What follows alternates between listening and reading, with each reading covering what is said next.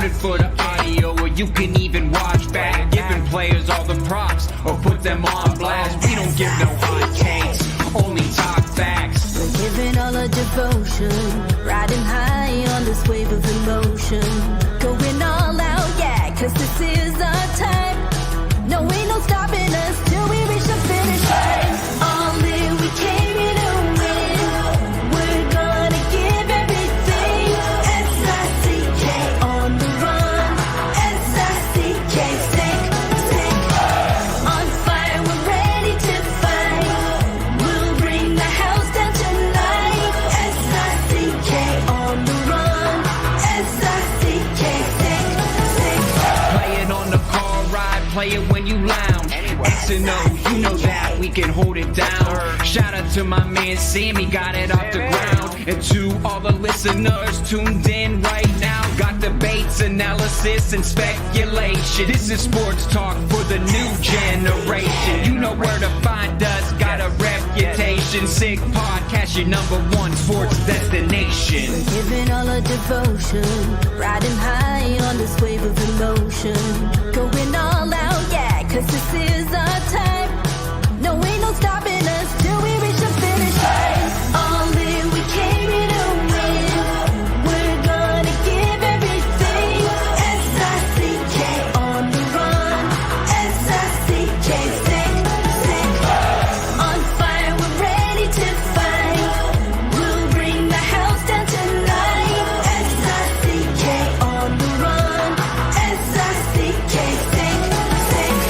S-I-C-K is the sickest podcast. Tune in for the audio, or you can even watch back. Giving players all the props, or put them on blast. We don't give no hot takes, only talk back. S-I-C-K, S-I-C-K, S-I-C-K, S-I-C-K, S-I-C-K, S-I-C-K. All in, we came here to win. We're gonna give everything. S-I-C-K on the run. S-I-C-K, sick. S-I-C-K is the sickest podcast. Tune in for the audio, or you can even watch back. Giving players all the props, or put them on blast. We don't give no hot takes, only talk facts. We're giving all our devotion, riding high on this wave of emotion. Going all out, yeah, cause this is our time. No, ain't no stopping us till we reach the finish line. All in, we came here to win. We're gonna give everything. S-I-C-K on the run. S-I-C-K, sick. On fire, we're ready to fight. We'll bring the house down tonight. S-I-C-K on the run. S-I-C-K, sick. Play it on the car ride, play it when you lounge. X and O, you know that we can hold it down. Shout out to my man Sammy, got it off the ground. And to all the listeners tuned in right now, got debates, analysis, and speculation. This is sports talk for the new generation. You know where to find us, got a reputation. Sick podcast, your #1 sports destination. We're giving all our devotion, riding high on this wave of emotion. Going all out, yeah, cause this is our time. No, ain't no stopping us till we reach the finish line. All in, we came here to win. We're gonna give everything. S-I-C-K on the run. S-I-C-K, sick. On fire, we're ready to fight. We'll bring the house down tonight. S-I-C-K on the run. S-I-C-K, sick.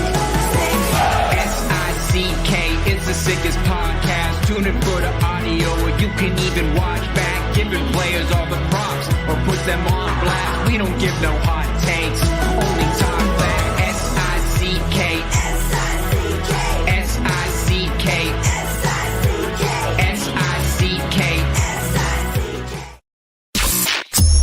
Turn up your volume. Because you're about to listen to The Sick Podcast.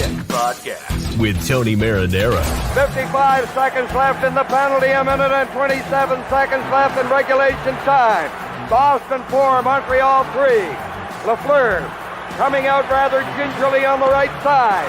He gives it into Lemaire, back to Lafleur. Oh! The sickest Montreal Canadiens podcast. You're in the ball! Sports entertainment like no other. Rejoint, on lui fait perdre la rondelle, une passe devant. Et c'est le dégagement et ce sera la victoire des Canadiens. Stanley pour les Canadiens, le 23e de l'histoire. You found the dogs! John, you found the dogs! He found the dogs! And all together, they worked a young team to the top. And now, a 24th Stanley Cup banner will hang from the rafters of the famous Forum in Montreal. The Canadiens win the Stanley Cup! Brought to you by Energy Transportation Group. Driven to be different. La Vida TV. Embrace your true nature. And Playground, your premier gaming destination. It's gonna be sick. The Sick Podcast on this Wednesday, March 20. Thanks for watching, everyone, on YouTube, on Facebook, and on Twitter. If you haven't subscribed to our YouTube channel yet on the Sick Podcast with Tony Marinaro, please do so. Tell your friends about it. The more, the merrier. We are getting ourselves quite the community going with the Sick Army and the Sick community, and I thank you very much for that. The Sick Podcast brought to you in part by Energy Transportation Group, a leading full-service logistics provider serving all of North America, driven to be different. Also brought to you in part by the people behind me right in that fridge right over there. That's actually La Bitte TB, brewed in Quebec, winner of a dozen international awards. La Bitte TB offers quality microbrewery beers made with premium ingredients for everyone's taste. La Bitte TB, embrace your true nature. And also brought to you in part by Playground. This Friday, March 22nd, and Saturday, March 23rd. Don't miss the ultimate tribute to Queen Flash. This fabulous Queen tribute puts on an exciting high-energy show that captures the essence of a band that transformed the world of music. They will rock you. Playground, your ultimate destination for entertainment, just over the Mercier Bridge. Only minutes from downtown Montreal. Visit playground.ca for more details. Visit the Strip without the trip. All right, there you have it. Without further ado, let's bring in one of my favorite collaborators in the history of the Sick Podcast, which has been going on now for a couple of years. He is also co-host of the Sick Podcast, The Eye Test, and he does that with Jimmy Murphy. Pierre McGuire. Good evening, Pierre. Tony, so nice to see you again. Twice in 2 weeks, Tony. We were at Hurley's last week together, and now here we are again. You're in Montreal, and I'm in Lake Placid, New York. It was a lot of fun to see you, Pierre, because I don't remember when was the last time I saw you, but there's still, A, you are very much in shape, as you always have been, and B, I am still very much out of shape. So anyway, we got that out of the way. Pierre, I'm a big fan of the Sick Podcast, The Eye Test. I pick and choose, like everyone else does, the podcasts that I watch, and I can tell you that there's probably about 5 of them that I watch every day religiously, and the Eye Test is one of them. I was obviously particularly interested yesterday when VP of Hockey Ops of the Montreal Canadiens, Jeff Gorton, joined you and Jimmy because of the type of show that I do, obviously a Montreal Canadiens show. There was a lot of information there, Pierre, but the one of the things that I gathered, which I already imagined, you and him are pretty close, huh? I see. I felt a lot of respect there. We've been close for a while. I really admire the way Jeff got into the business. It wasn't easy for him. He really didn't have a hockey background per se as a player. He never had as a coach. He had to really start at the bottom and work his way up. I've always admired that. Tony, it's one of the reasons why I have so much respect for you. I remember when you used to call us on the radio, and I said, this guy's actually going to be really good. And eventually, look at what it parlayed you into. Just an amazing career. So I admire the underdog. I admire the people that really have to work to get to where they get to. And Jeff, I will never forget, Tony, he got fired, and I called him the next day. And I said, look, I feel terrible for you. This was really gross what happened to you in New York. And I said, why don't we go to my golf club and have lunch? And we did. And I'm going to say we sat there for probably 2.5 to 3 hours having lunch. It was an awesome, awesome time. But the thing that I took out of that was the respect he had for the process he had begun with John Davidson in New York, and that he was convinced it was going to work, and that he wasn't going to take shots at anybody in the Rangers organization who may have done ill to him and eventually getting him fired. He never took any runs at anybody. I really, really respect that about Jeff. Pierre, I think we have a pretty good idea. We've heard some rumblings that Jeff Gorton didn't approve of the ownership of the New York Rangers calling out the league a couple of years ago when they did. The word on the street has probably placed a couple of phone calls and said, look, I'm sorry that came out. We don't really feel that way. There was also a time when some people thought that the Rangers were, probably had not assembled the most physical team. But if you could put it down to something more than any other reason, why was he let go in New York? He was building something there, Pierre. He was. I'm going to say that internally, after a Washington Capitals New York Ranger game, when Tom Wilson really ran roughshod over the Rangers, somebody internally said, this is the flaw in what he's doing. He's not doing it the right way. And he and John Davidson can't stay because they believe that their way is the right way. And so it was the next morning that Jeff got called in, and then John got called in, and they both got released. And believe it or not, the next day I did a game in New York, and the next afternoon after that game, I had lunch with Jeff. So I would say a lot of it came down to the perception internally by whomever it was that the team was not going to be rigorous or robust enough, Tony. And I think that's what led to his being dismissed in New York. All right. I think we're less than a month from when Jarmo Kekalainen was relieved of his duties as general manager of the Columbus Blue Jackets. Mm-hmm. And because of his relationship with John Davidson, it led some people to bring up Jeff Gorton's name, saying, you know what, he's probably going to get a call from John Davidson. I'm wondering, Pierre, because working for the Montreal Canadiens is obviously huge. Mm-hmm. But he doesn't have the GM title, which he would probably want to have, depending on who you ask. Do you think there's a risk that the Montreal Canadiens will lose Jeff Gorton to a team like Columbus? I have a hard time believing that. I have not talked to Jeff about that on or off the record, Tony. I think your question's fair, but I don't know the answer. And if I did, I would tell you. I think he's really happy with the relationship he has with Ken Hughes. One thing I can tell you, having gone through rebuilds, both positive ones and negative ones, the reason they get negative is internally one person or two people or maybe more than that don't believe the rebuild's going properly, and then everybody starts going in their own direction. It's like survival of the fittest. And that's when the rebuild fails. But I think the relationship between Jeff Gorton, Jeff Molson, and Kent Hughes is really tight. I don't know it to be anything but tight. And when that happens like that, usually the rebuild gets done quickly. And I think that's what's going to happen in Montreal. Tony, you watched the game last night against Edmonton. Yeah. You can't fault their character. You can't fault their effort. You can't fault their desire to play for one another. Pizzetta's fight with Sam Carrick is all about that. There's a lot of good stuff going on there. That's got to be encouraging for them because it shows that they're starting to get the pieces that you have to win. And their defense is going to be rock solid for a decade, probably. Yeah, you're right, Pierre. They could have checked out when you would have understood if they did, right? They're not going to make the playoffs. Their coach is not there right now. They're missing a big piece like Kirby Dach.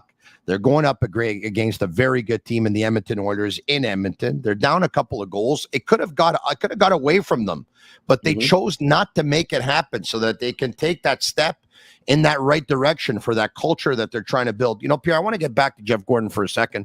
I don't know Jeff very well. I've had him on the podcast once before.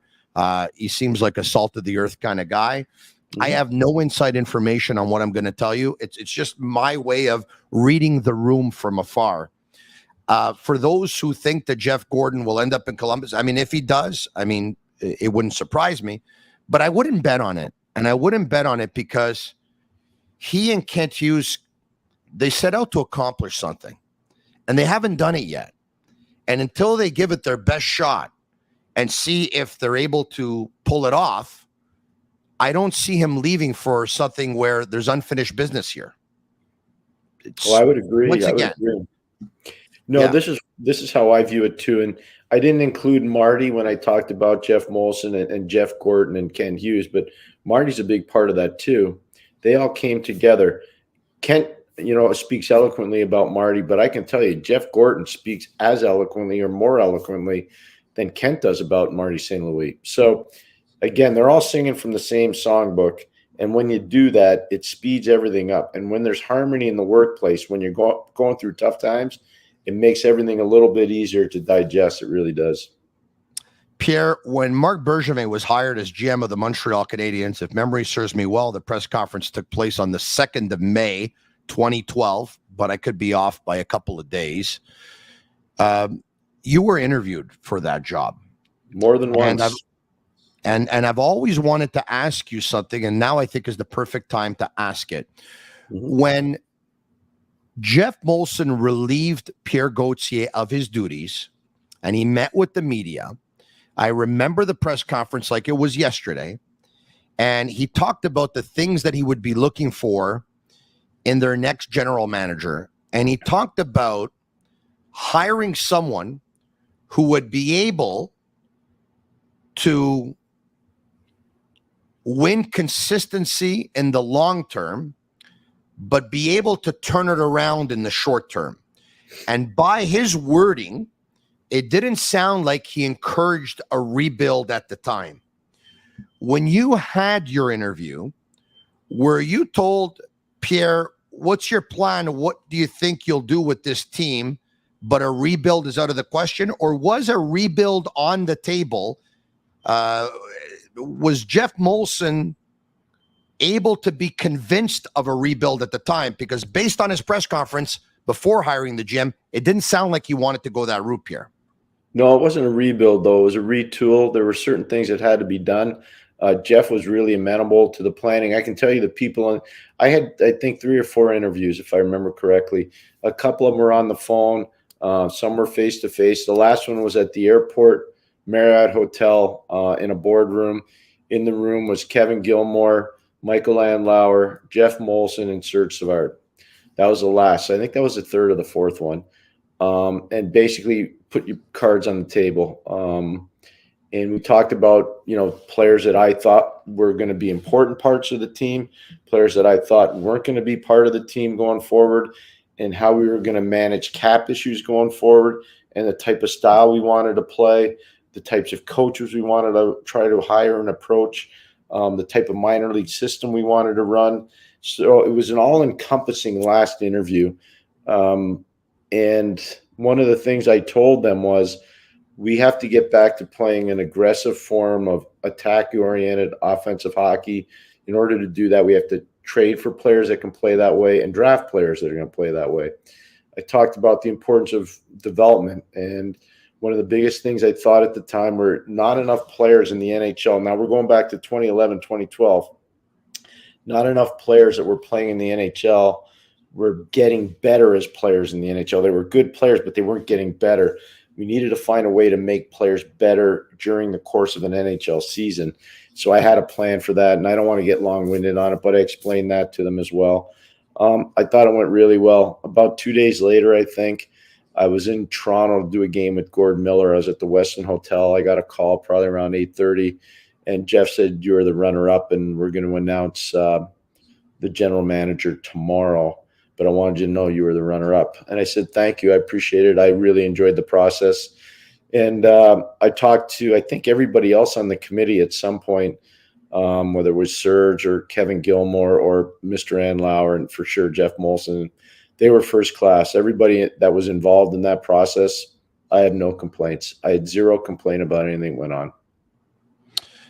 I find this stuff riveting, by the way, but it's funny, Pierre, based on what you just told me here, what the Canadiens are doing right now with Jeff Gorton, Kent Hughes, and Marty St. Louis, and that is development at the National Hockey League level, which is something that some people in the National Hockey League believe that you cannot pull off, because the National Hockey League is a production league and not a development league.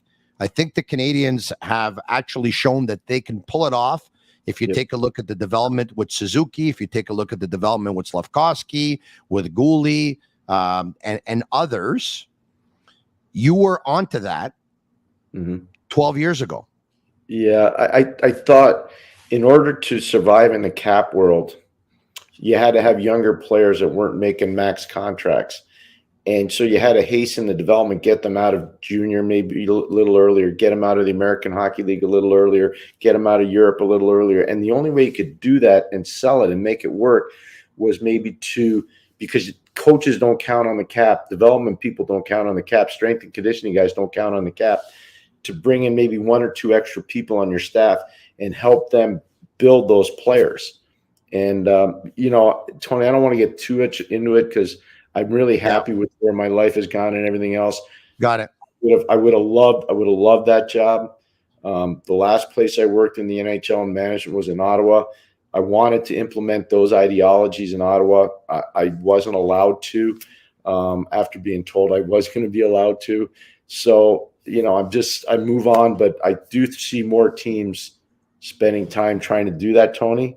And you can see Colorado's a good example. Tampa Bay is another good example of teams that have brought younger players in and they've gotten better. Those younger players have gotten better. Well, Pierre, thank you for giving us the information that you did. I think it was very informative because not everyone knows the story. And now I think they know a lot more than they knew before you actually told us. So thank you for that. Okay. Thank you. Speaking of a rebuild, you and Jimmy asked him about the Rangers rebuild and the way he pulled it off. Here's a clip from yesterday's The Sick Podcast, The Eye Test with Jeff Gorton. Before you got to Montreal, you were part of a rebuild with the Rangers there. And, Pierre and I have discussed this before, how much we loved what you guys did, writing that letter to the fans, letting everybody know what was coming. And this is how we're going to do it. And you laid it out there. How much did that experience help you when you took on the job you're doing now? Well, I think it helps me every day, right? It still helps me, right? There's a lot of things that happen there that are happening now, right? And when as you build a team, like Pierre knows, you're trying to build a team and put people in these spots and see if it works. Having that and knowing, some of the deals we made, some of the players we brought into New York and how it's worked out and what kind of team they have, it certainly gives me confidence going forward to know that we can handle it here in Montreal too. So Pierre, telling us what you told us, do you think that they're going to try and assemble the same kind of team that plays the same way the Rangers did, or they'll add some of that toughness that some people thought lacked in the organization at the time here in Montreal? What would be your guess on that? I think one of the things Jeff's really good at is evaluating trends in the league. It's a really important concept. So one of the trends now is depth players who skate really well, but also are extremely physical. The better teams have an array of those players. They're not always fighters, but they're physical guys. Brandon Duhaime, Yakin Trenin, in Colorado, guys like that. So I think when you look at it, you look Sam Carrick in Edmonton. There's a good example. I think Jeff knows they've got to do a little of that fine tuning in Montreal, Tony. I think he will. Pizzetta's a good example. I mean, he's a guy that will do what he has to do for the team to keep his job as well. And so I think the Canes understand that you have to have that. There's a balance. And I would look for them. He talked about adding college free agents. There are some college free agents that play that way. Now, it's going to take them a little longer to get up to NHL tempo, but I think there's some guys that are out there that can do that, and I wouldn't be surprised if the Canadiens sign somebody like that. Obviously, he's a different talent, but do you think there was some of that behind the Slafkovsky pick, saying, you know what, we got Suzuki, he's about 5'11", we got Gallagher, he's 5'9". We got Caulfield, he's 5'7". There's RV Pinard, he's probably about 5'9". There's a lot of players at the forward position who are not overly big, overly physical. Let's get this bigger guy to kind of complement that group, so to add some much needed size. Do you think that was part of the equation in terms of drafting Slafkovsky? I do. I think, too, the element of power forward is never really understood. A lot of times power forwards develop a little bit more slowly than guys that are elite skill players. Slavkovsky, in his case, his draft year, he's playing on the third line in Turku. I spent a lot of time there. I used to see Marty Lapointe, the chief scout for the Canadiens, over there a ton. And I can tell you that kid never played. Like, he might have played 8 to 11 minutes a game with no power play time. So his real development took place when he was named MVP at the Olympics in Beijing, because that's where he was actually thrown into the fray. And so when the Canadiens got him, he was far from a finished product. Now you see him as a 19-year-old, and you're like, what's this guy going to be like when he's 23, Tony? He's going to dominate the league. He's going to dominate the league. So power forwards just take a little bit longer. But to answer your question, I think, yes, the Canadiens had that in mind when they drafted him.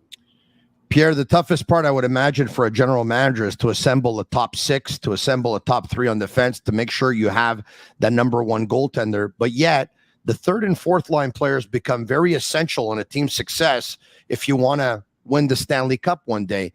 You talked about Luke Tuck yesterday with Jeff Gorton, and I know you mentioned that you thought that Luke would probably be in Laval next season. Is he a guy that could end up being an energy player on a Canadiens' third line or fourth line in a couple of years from now? Yeah, when they took him in the second round of the 2020 draft, I thought he was one of the steals. I had coached Luke in a bunch of different summer events. I also watched my son play against him when he played for Syracuse, and my son played at Mid-Fairfield, which are 2 of the preeminent Eastern Coast youth hockey programs. They're both elite programs. So I've been watching Luke play since he's been 9 years old. And I thought when the Canadiens got him, it's great. College hockey's hard, Tony. It's really hard to score in college hockey. The fact that Macklin Celebrini has 29 goals in, 34 games or 35 games is amazing to me as a 17-year-old. So I think Luke can play that way. The biggest problem for Luke is doing it all the time. And I think part of that was he had injury issues when he was in college, especially to his back. If he can do that, he can definitely be one of those players. Why is it so hard to score goals in college hockey? Because you got a bunch of kids playing against a bunch of men. There are a lot of 23 and 24-year-old men playing against 18 and 19-year-olds. That's a big difference in terms of growth and maturity and speed. The fact that Celebrini can do it, I'll give you an example. Both guys played at BU. Macklin Celebrini is the same age as Brady Tkachuk when Brady played there. Brady had 8 goals. He had 8 goals his freshman year. This guy's got 29. That's not even close. And I will tell you this. Macklin Celebrini's shot, he's a left-hander, and he plays on the right side in the power play. So he plays in the Ovechkin role, but on the other side. I'm not saying his shot's Ovechkin, but I'm going to tell you one thing right now. It's as precise as anybody I've ever seen shoot the puck from that side of the ice on a one-timer. Wow. Like he's so refined and so precise. He can beat you short side. He can beat you long side. He can beat you along the ice. And very seldom is his shot blocked. It's amazing what he's able to do. He's definitely a generational player. There's no question in my mind he's a generational player. So Luke Tuck, in your opinion, as you look in your crystal ball, will play with the Laval Rocket next season. And there's a chance at him being a Montreal Canadian the year after that. Is that accurate? Or? Who knows? I mean, if he goes there and play, some guys play better in pro than they do in college, Tony. It's just because the pro game is so different. It's so controlled. He may be able to go there and maybe play 40 games and come up. I don't know. But I know Luke Tuck he played with Celebrini at the beginning of the season, and he played really well. But here's what I know about Luke. Luke is big. Luke can skate. Luke is coachable. Luke's a good teammate, and Luke can score. He's got subtle hands, way better hands than people think. And so I just look forward to him actually, when BU's season's over, whenever that might be, him getting a chance to sign and go get his feet wet a little bit in the American League and find out what the league's all about. You also asked Jeff Gorton about goaltender Jacob Fowler. Let's watch. And what about Jacob Fowler? He's, obviously impressive. He's their rival, and maybe someone's going to be getting their way, right? But for him as a freshman to do what he's done, is pretty incredible. You know, there's not too many goalies that have come in and done that. At BC, #1 team in the country, World Junior. So it's been impressive. You know, really happy for our scouting staff to come up with that, to follow him and think so highly of him, to take him where we did. And you know, it's always nice when, you know, 12 months after you take him, you're looking and saying this is going to be a good one. And when you're seeing a kid like Fowler, how impressive, you were referencing it kind of there, but just his ability to almost play even better when the spotlight's on and when he's in a big moment. We've seen it in different situations so far. How impressed have you been in that respect? Well, I mean, when we drafted him, we sat down with him in the suite after. He is the most talkative guy I think I've ever met. That's what it seems like, yeah. And he's got this, you know, the word now in hockey, swagger. And he's got it, right? And he wants to be the guy. He wants that limelight. So right away, when we're going through the process with him, talking about him, everybody talked about the personality and could handle it. The fact that he won, he was such a huge part of what they were doing in the USHL to win it all, right? So you always like goalies that have won, that have a track record of winning, right? Mm-hmm. Because in the end of the day, that's how we're all judged, and the fact that he was doing it at a level. So where he's come from in Florida, you know, driving 2-3 hours to practices and doing everything he did, a really committed kid, but a fun kid to be around. He's different, you know, he's a goalie. Definitely when you talk to him, you can tell he's a goalie. Pierre, I thought that was an awesome clip because you're the one who asked the question, what about Jacob Fowler? And then I'm looking at, you know, the split screens. Jimmy Murphy's got a smile on his face. It goes to you, who has a bigger smile on his face. And Jeff Gorton's got the biggest smile on his face because obviously his team drafted Jacob Fowler. We've heard from a lot of people, and we've heard you tell us how good you think he is, Pierre. But you talked about how hard it is to score goals in college hockey. And I remember, and I'm, you know, I hope he's as great as everyone says he is. But my question is, I remember Primo having great stats with Northeastern as well. Is there a concern that because it's such a hard league to score goals in, that maybe goalies are not as great as their stats? Fair question. And I think there's some merit to it. But here's where I would add a little bit more on Jacob Fowler. Experience at the World Junior. And he and Trey Augustine were the goalies for Team USA. Augustine's a draft pick of the Detroit Red Wings. He plays for Michigan State. They've had an amazing year at Michigan State. They're playing in the Big Ten final this weekend against University of Michigan. But those two goalies for the United States are elite. Tony, they're elite. But your point is well taken. And that's why I throw the World Junior experience in there, because that's a way different animal than college hockey. The World Junior is a tournament of mistakes and elite skill. College hockey's big bodies, really fast, and amazingly well coached because you have 5 days to prepare for your next opponent. So it makes it different. But I would say in the case of Jacob Fowler, I've seen him play mediocre games, but when the game's on the line and he has to deliver, he does. I've also seen him play elite games where it's almost like he's playing in a rocking chair. He's just so comfortable, calm, cool, and collected. So if you were the Canadiens, what would the next couple of years look like for Fowler? I will say this. Their coach, Greg Brown at Boston College, today was named Hockey's Coach of the Year. I think they've got a legitimate chance to win the NCAA tournament. I believe if they win the NCAA tournament, well, they're going to lose a whack of players. I believe if they don't win the NCAA tournament, they're probably going to have a lot of guys come back.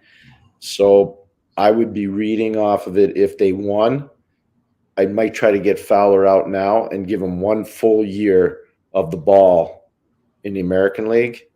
And then I think that he's going to be pretty darn close to being ready to play, Tony. Wow. So if they could win the NCAA, you'd get Fowler to Laval next season. Yep. Give him most of the workload. 60 games. 60 games. Mm-hmm. And then, in your opinion, he's NHL ready the year after that. You're going to be really close, Tony. It's going to be really, really close. You don't like to rush goalies.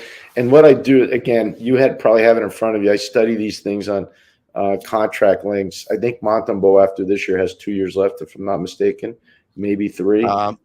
I believe he signed a 3-year deal at $3.15 million. So it's 3 years after this year, Pierre. So there would be 2 after. If Fowler were to come out, there'd be 2 left. And you look at Primo, the fact they were able to trade Jake Allen. I think there's a spot there where eventually Fowler can fit in. So yes, I wouldn't be afraid to do it. Now they may say we're going to let him go back and play on maybe not so good a Boston College team and see what he's got. But the one thing I wouldn't want to mess with this guy, only if he came to me and said, you know what, I'd really like to turn pro, I'd do it. I would do it. I'd take him out.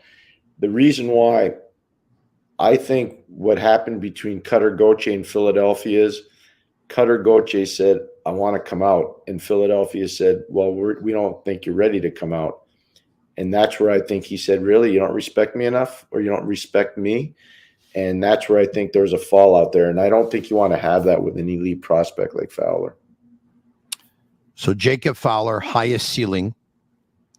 Oh, he's a for the Canadiens since Carey Price. He'll be a star. I believe he will be a starting goalie in the NHL. And when I say starting, winning goalie in the NHL. Awesome stuff, Pierre. Okay, Lane Hutson. Since we're talking about so many of these prospects, you've had a chance to see him a ton. Here's Jeff Gorton talking about Lane Hutson. Hey, Jeff, on where Lane is right now and where Luke is right now. It's been a good experience to having a son there and somebody that wants to be in hockey someday. So he gives me all the scoops. But listen, Lane. We'll start with him. He's obviously last year burst on the scene and really good season. But I find this year, I think those guys have done a really good job rounding out his game. Right, so we know he has the offense, the potential to be that power play guy. Has always been there, but those guys have him moving the puck quicker, defending. You saw in the World Junior too. I thought they did a really good job of toning it down and having him on the ice a lot and defending really well, working on his game, and a big part of that gold medal. So we all know he has the offense, but he's smarter than a lot of people think, and he can defend way better than they think too. Wow. One of the things that stood out to me in that clip, it's not even about Hutson. Last week at Hurley's Irish Pub on Thursday, you and Jimmy were taking questions from the viewers. And one viewer asked, Pierre, who do you think the Canadiens will draft, considering where they'll draft and what their needs are?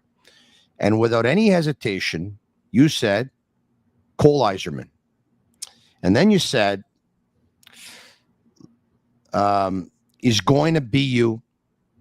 Hutson is there. Tuck is there. They know the coaches. He'll play in the Beanpot. He'll play in some significant games. Cole Yzerman. When I hear Jeff Gorton talk about what the staff has done for Lane Hutson's game, it says to me that they're very comfortable with the staff that's in place, and they believe their players are in good hands over there. And I thought of when you said Cole Yzerman a week ago. And I don't know if the Canadiens pick will be Cole Yzerman or not, but if it is, or if it will be, it makes sense. Yeah, that's why I went down that road. Jay Pandolfo is the head coach of the Boston University Terriers, and he learned his trade in New Jersey. Think about it. And so you look at the Montreal Canadian influence that's gone through New Jersey, whether it was Jacques Lemaire, Larry Robinson, Pat Burns. One of the things Lou Lamoriello always preached to me, there were 2 organizations that he believed in. One were the Montreal Canadiens, the other the Boston Celtics. He thought that their standards, those 2 organizations, their standards were so good, Tony, that he wanted to utilize them to build his brand, his organizations. So he did a combo of Red Auerbach and Frank Selke and Sam Pollock. That's what he's done. Everywhere Lou's gone. So Jay Pandolfo grew up in that type of environment. He knows the Montreal Canadian way, even though it probably hasn't been represented to him that way. But so I would say that Jay's really good. I can tell you, I talked to Jay a fair bit, and I think he's done magnificent work at Boston University. He's done a great job with the players that he's had to coach this year. Celebrini's a perfect example. Hudson's example. Tuxton example. They've done some really good things there. Really, really good things at BU. And Lane Hutson, defensively, is better than people think Jeff Gorton says. To that you say what? He is, but I'm going to be fair here on this because I don't want to overextend the expectation on the player. He is better, but he's not big, Tony, and he's not heavy. And so when you're playing against men that have mortgages and car payments and families to feed, and this is their way of life, that's a way different animal than playing against college guys. And so I don't know if he's stout enough at this point. He's got to gain another 15 pounds to be that stout defender that they need to play. I think he should come live with me. Tony, gain it in a week. I think what will happen is the Canadiens will be a team that plays 11 forwards and 7D.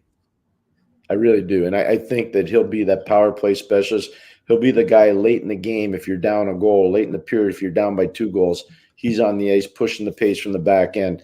He's that good offensively. Tony, he's the real deal offensively. He really, truly is.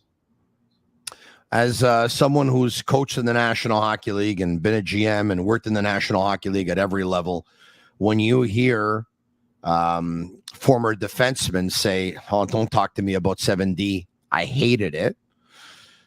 You say what? They worked in Tampa. They went to the Stanley Cup final 3 times in a row. They won it 2 out of 3 times. Here's the way I learned from Scotty Bowman. General managers manage, coaches coach, scouts scout, players play. Just play. Don't worry about all this stuff around you. Just go play. That's what I would say. That's gonna be on my next T-shirt, by the way. General managers manage, coaches coach, scouts scout, and players play. No truer words, huh? I mean, that's pretty appropriate, big time. That's how you win. That's how you win, Tony. That's how you win. I'm telling you, the Canadiens forever. Think about some of the scouts they had over time. Del Wilson controlled the West. Ronnie Caron and Cliff Fletcher controlled Quebec and Ontario. Doug Robinson controlled Ontario and Toronto and London and the western part of Ontario. Like if you look at when the Canadiens were winning all these things, Claude Ruel knew so many good young players. He's a guy that convinced Sam Pollock to take Guy Lafleur, taking an 18-year-old Mario Tremblay. I can go down the line. The Canadian scouts understood. They scout. Sam Pollock knew he managed. Scotty Bowman knew he coached. The players knew there was one boss here, 3 or 4 bosses at the scouting, and then they had to play. They knew. There were clearly defined chains of command, and it works. It does work, Tony. He talked about Nick Suzuki. Yep. I feel like Nick Suzuki, to watch him every night, people, if they really dial into it, he's a special player, right? Yeah. His development to be a full 200-foot player, how good he really is. If you watch him night in and night, like I'm sure Pierre would add on, but special player, like, right? Slafkovsky is starting to come, right? Goalie is a really good defenseman, right? Mike Matheson had a great year. Montembeault. There's a lot of good things happening. Josh Wall, we brought him up, and he looks like he could be an NHL player here for a while. So there's a lot of good things happening. And then outside of the NHL, we have Reinbacher who's coming over now, and Mayu's doing well, and some other things really exciting happening. So I feel like the players can feel that, and that's fueling us. I feel like we have the right coach for us that understands how to get guys better, understands the environment they need to be taught in. He has a certain way of wanting us to play, and we all agree with it. So I feel like everything's going the right direction, and the time is coming. Pierre, I thought it was really cool of Jeff Gorton to say, we're trying our best here, but let's be honest. Marc Bergevin did leave us with some pretty good players, right? This thing was not completely empty when we got here. And Nick Suzuki was one of those players, mind you. The Canadiens asked for Cody Glass when that trade was done, and Vegas said no, but we'll offer up Nick Suzuki. At least that's what we're hearing through hockey circles. But Pierre, I want to talk about Bergevin for a second. When he gave Nick Suzuki that 8-year deal at $7.875 million per season, a lot of people said, whoa, the sample size is not very big on this player to be committing 8 years and that kind of money. And before Bergevin left, he said to me, Tony, Nick Suzuki is going to be a number one centerman for a long time, and the Montreal Canadiens now have their number one centerman. Marc Bergevin knew. Pierre, how did he know so soon? What are some of the things, like what are some of the things you think he was looking at? What are some of the things you were looking at with Suzuki? I mean, there's still members of the fan base that are asking if he's a number one centerman. I hope by now they stopped asking, but that was a pretty good move of Marc Bergevin to know that soon that Nick Suzuki was going to be a number one centerman in the National Hockey League. Usually top centermen have certain characteristics. One is escapability when they have the puck in their stick. Suzuki has it. 2 is peripheral vision. Can they make the players around them better? Nick Suzuki has that in spades. 3, can they create off the rush with tempo? Nick Suzuki does that unbelievably well. 4, can they shoot the puck to the back of the net? Nick Suzuki can do that. So those 4 qualities are usually really apparent in top-end centers. So I'll use an example. Connor McDavid, all those things I just said, does he have it? He has it. Nathan McKinnon, you see him play? He has it. Alexander Barkov down in Florida, he has it. Mika Zibanejad, New York Rangers, he has it. Jack Hughes down in New Jersey, he has it. So it's 4 things you look for. Now, I always felt, having watched Suzuki play junior and watched him a little bit, obviously in Montreal, the year they played Vegas in the COVID year playoffs, I felt the player at that time, and I said it on NBC, reminded me of Joe Sakic when Joe was young in Quebec. There were so many similarities in terms of body type, how they manufactured offense off the rush, the ability to make the wingers better, shoot the puck. Joe Sakic had an amazing release, by the way. People probably don't remember that, but he would come down the right side of the ice and he could absolutely launch the puck. So I look at that and I said, this is what this guy reminds me of. I don't know if Bergevin thought about Sakic, but that's who I thought he always reminded me of. Yeah. I guess he was also pretty convinced when he saw him in his final year of the playoffs in the OHL, right? Right. When he led his team to the championship and was the leading goal scorer in the MVP. All right. Okay. Now the big question is, a lot of people are asking themselves, when do they start adding to the group? Pierre, I believe that because of Josh Anderson's contract and Brendan Gallagher's contract, which take up a total of $12 million a year and will be for the next 3 seasons, I believe that the Canadiens going out and making a blockbuster trade or signing a free agent is not going to happen in the next year, and I'm not so sure it's going to happen in the next 2. But the sooner those players are no longer here, that can accelerate it. But chances are you're not going to be able to part ways with those players. Am I on to something here? How do you see the timeline exactly? Those contracts are really difficult to move. I'm not sure there's an appetite for buyouts on either player, but that would be something management would have to ask ownership the permission for. I mean that, Tony, that's substantial money, and it's U.S. money. The Canadian dollar is not overly strong right now, as you know. So even though nobody's going to feel sorry for the owners of these NHL teams in Canada, it's still significant. You got to clear buyouts in particular through your ownership group. I don't know how they're going to make it work, but what you need to have are chips in the game. So the Canadiens have chips in the game, especially on defense. There's always people looking for young defensemen, especially good mobile young defensemen. The Canadiens have a bunch of those. People are always looking for depth goaltending. If Fowler can produce the way we think he will, and a lot of people think he will, maybe that makes one of the Canadiens goaltenders who are playing in the NHL now dispensable in a trade. So there's going to be ways that the Canadiens can do it. But in order to do those deals, you got to have chips in the game. And the Canadiens now, after all this pain and suffering, have established the fact that they have chips in the game to make something happen. The challenge is, if you ask fans, and I get it, the fans are not the GM. The fans are there to cheer, but they're going to want to part ways with the defensemen who are up and down from Laval and maybe 5, 6, 7 on your depth chart. There's not a lot of value there. I mean, other teams They're not stupid. If they're gonna, if other teams are gonna be willing to part ways with an offensive player, let's say, and they want to get a defenseman to shore up their D, they're gonna ask for Goalie. Well, Goulie's untouchable. Okay, so I see your point. Untouchable, really? Okay, he's untouchable. Here's what I will tell you: there was just a trade made between Colorado and Buffalo. Colorado was not in a rush to trade Bowen Byram, but they had no choice, and they knew that they couldn't count on Ryan Johansson as a number 2 center there. So they went and traded Bowen Byram for Casey Middlestad. It's a pure hockey trade. Part of why they had to trade Bowen Byram was trending upwards so much internally, he was going to be looking at Cale Makar and Devon Taves for money. They could not afford it on the cap with all the other players they have. So that's why they made a hockey deal. I'm convinced because of cap-related issues, and I know the cap's going up by $4 million or close enough.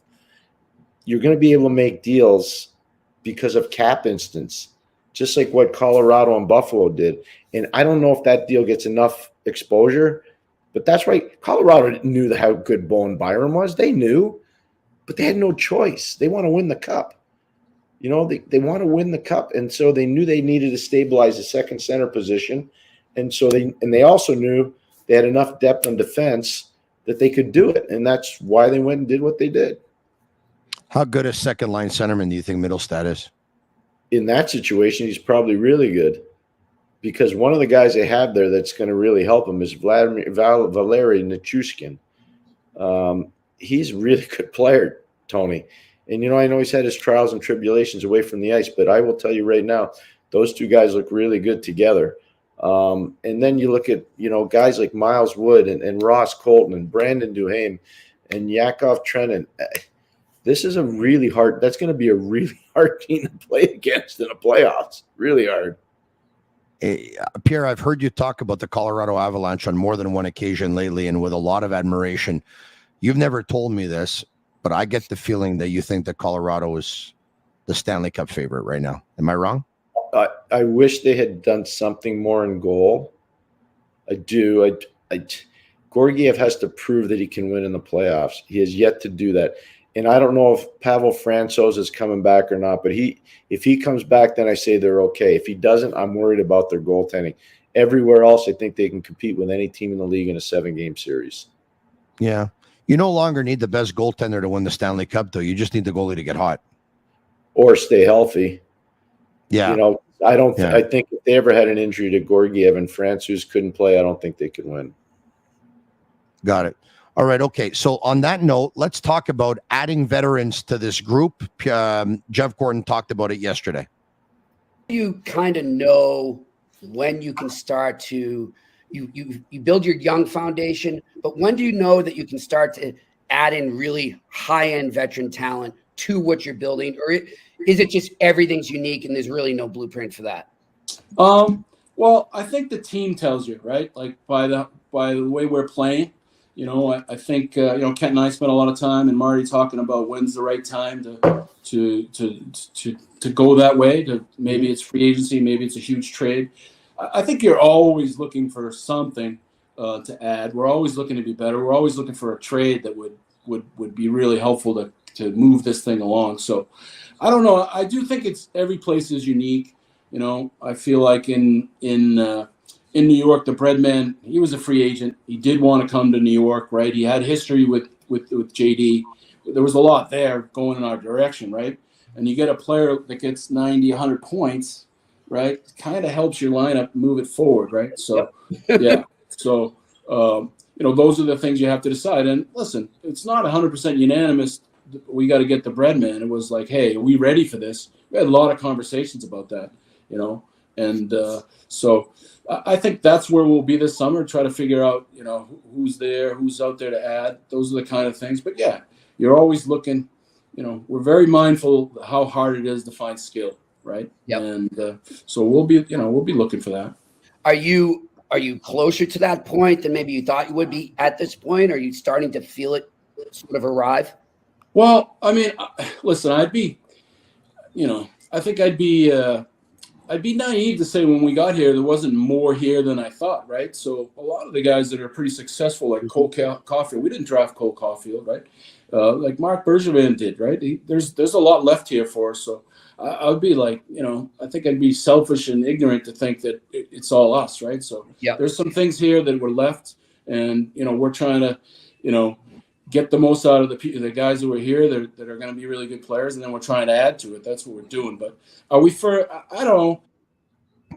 We're very mindful that we want to add skill. Mm-hmm. He says skill. Guess who the first player who comes to my mind is? The guy that we've been talking about for the last couple of months. So you've told us that you've watched Trevor Zegras play hockey since he was 12 or 13 years old. Do you think that comes back up on the table this summer? It could. The only thing is a fit.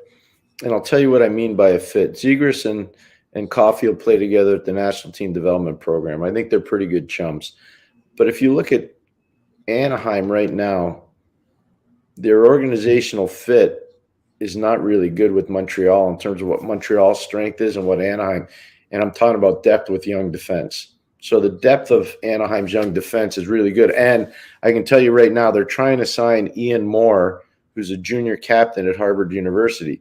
So if they sign and add him, they're just backlogged with young D. And I don't know how Montreal has a fit offensively that helps Anaheim unless Anaheim's prepared to take Josh Anderson's contract, which I would be surprised if they would want to do that. Montreal's got a ton of draft picks, though, and Anaheim and Paverbeek and notably Martin Madden Jr. do pretty well with them, Pierre.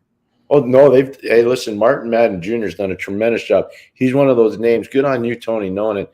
Their draft board has been really, really strong for a long time. They've got another player, Western Michigan University right now, Sam Colangelo, who started his college career at Northeastern. He's close to 30 goals playing in the NCHC, which is one of the top conferences in the country. That's an amazing – so he was a second-round pick. Ian Moore was a second-round pick. Martin Madden Jr. has done a fantastic job scouting with his staff out there in Anaheim, no question. Pierre, in ending, final word, Jeff Gorton talked about the Habs rebuild. Do we have that? Everyone says, how long is it going to be? How long will this take? And it's different. It's different everywhere. I feel like in New York, it didn't take that long, right? We went through a couple tough years, but we were on the come pretty good. We had unfortunately we had COVID that slowed it down, but we still made that play in. And, we got swept by Carolina and then the following year. But good things were happening there, fairly quickly, and getting the Breadman, Fox. Some things turned that place around pretty quick. So, we need some luck and we need some really good scouting, and that's what we're trying to do here.